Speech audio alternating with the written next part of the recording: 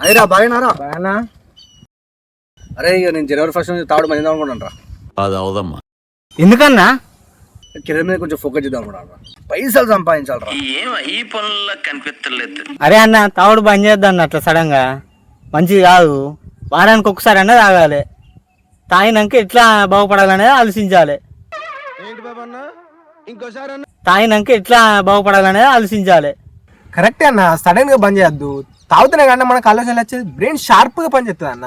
Knowledge is divine అంటే జ్ఞానం wine లాంటిది, ఎంత తాగితే అంత బలం అన్నమాట. అరే మీరు ఇద్దరు చెప్పినా నేను రా ఈసారి బంద్ చేసిడే. అట్లా కాదన్న, ఫస్ట్ అయితే నువ్వు ఒక బీర్ తాగుతుపా. ఒక బీర్ తాగినాక ఆలోచించుకో, నీ ఇష్టం. ఇలా సరే